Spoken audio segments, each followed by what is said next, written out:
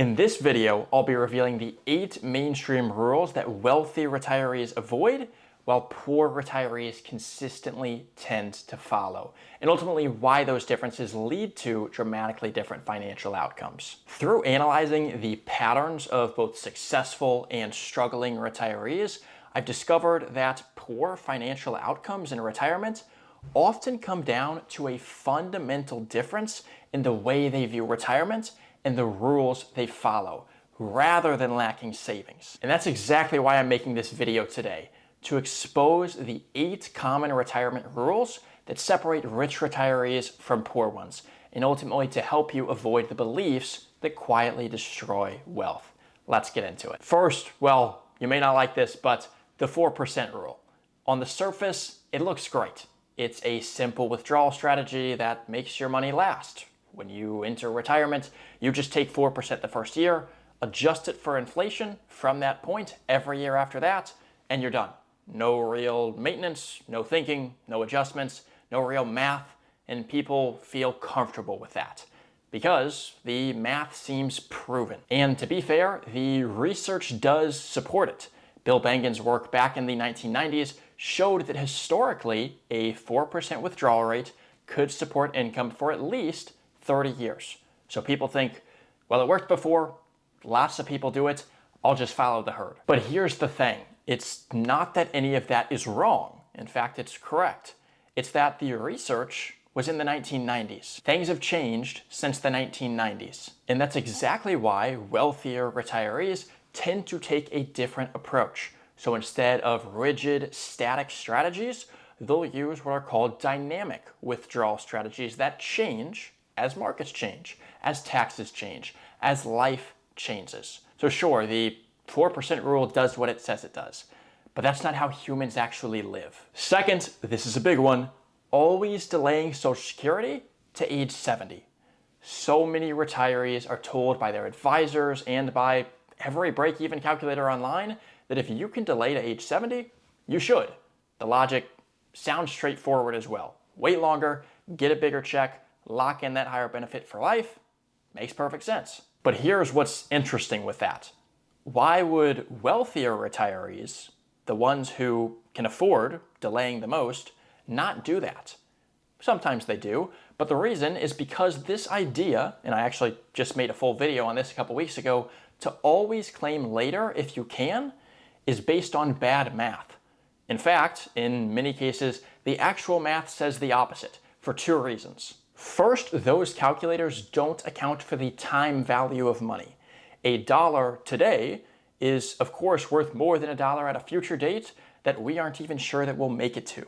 And it also assumes that if you are retiring at 62 or earlier, or really any time before 70, that even though you are no longer having to pull as much money from retirement accounts, that money in the retirement account is earning 0%, nothing.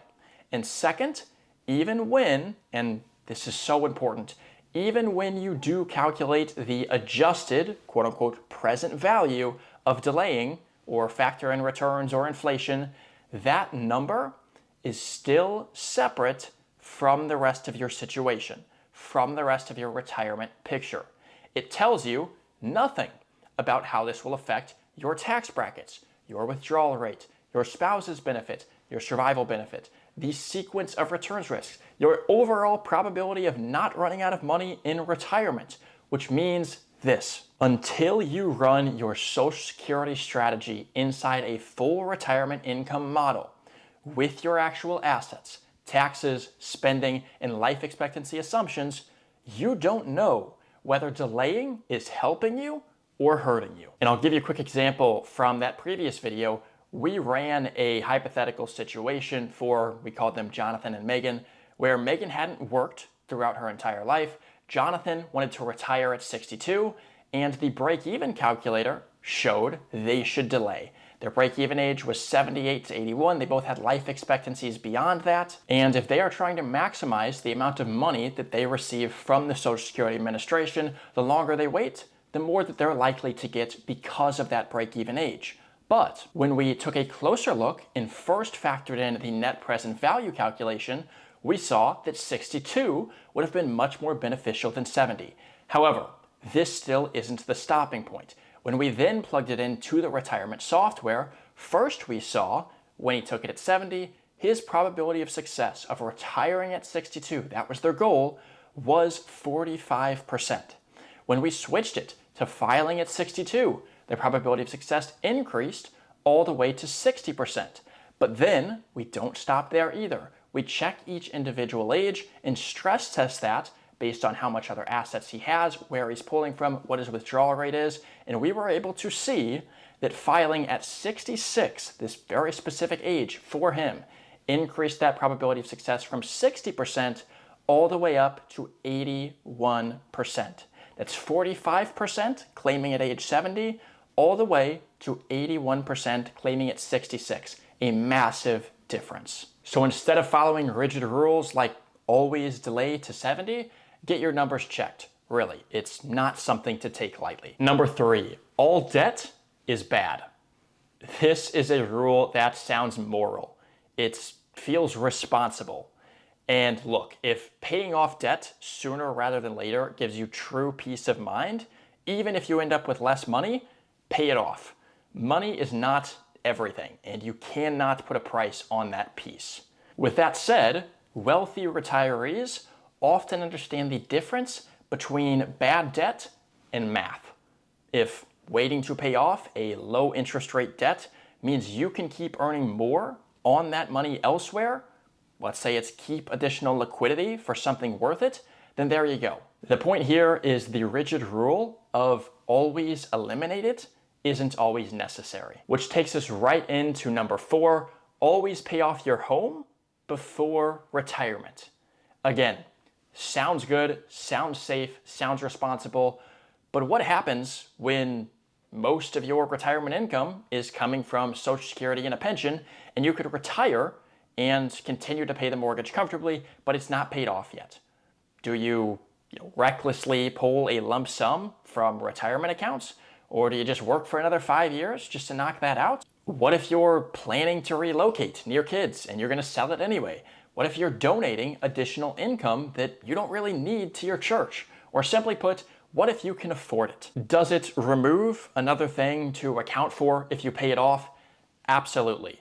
But it's simply just another thing to plan for and not necessarily a reason to delay retirement unnecessarily. Okay, number 5, this one really should not be controversial, but it is: never buy an annuity.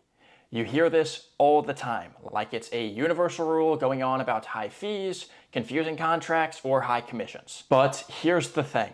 The problem isn't annuities themselves, it's the wrong annuity and the wrong situation used for the wrong purpose. And I grant that's a lot of the time. But it begs the question, whether for a wealthy retiree or not, how do people preaching this rule respond when a low-fee annuity is inserted into someone's plan, run through retirement software, and not only the probability of success of not running out of money increases, but also the projected amount left behind to heirs increases? I've never heard a response to this situation. Now, this certainly is not all the time, but it absolutely can be done, and probably far more often than you think.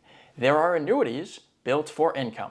Some for downside protection, perhaps as a bond alternative for a license to spend, which actually brings us right back to a contradiction in the rule of never have debt from the same people that say never buy an annuity. And that is a situation I pointed out earlier, which is, look, even if you have debt that is a small interest rate and you could earn more money elsewhere, if it would really give you peace of mind, pay it off.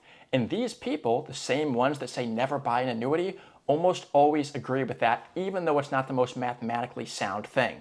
So when someone says, you know what, getting an annuity would actually give me a license to spend that money, I know that in some cases it's even going to lower my probability of success, but I just like that that paycheck is guaranteed to be there for life. It gives me peace of mind. Where's the consistency to say, you know what, that's a good point, go ahead and get it? They say that with the debt, but they don't say it there. And it's funny, I'll tell a quick story. I was talking to a friend of mine who is a financial advisor, and he works for a firm that strictly is anti-annuity. At any case, no matter what, they will not sell annuities. And what I was telling him is that, what's so frustrating for me is that when I'm going on the internet and I'm researching these things and hearing these different things about annuities and how bad they are, it's not that it's a little tweak in their language that's slightly wrong that I'm like, you know what, he has a good point there, but I just need to tweak that and show him that in some cases he is a little bit wrong. It's that what they're saying so often is just false. It's just not true. And he laughed and just said, welcome to the industry. So moving on, number 6, I'm really gonna get myself into some trouble here. Hopefully some of you will forgive me, but never use cash value life insurance. Really, it's the same deal. The vast majority of the time, it's implemented terribly. A lot of the time, it doesn't make sense.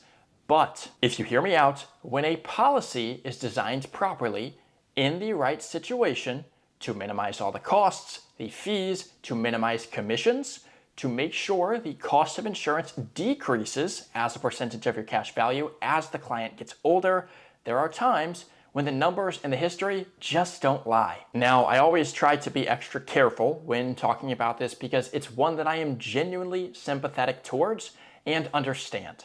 When you take Indexed Universal Life, for example, IUL, it's about, and I'm not exaggerating, close to 96-97% of all policies that are not structured and funded to maximize cash value.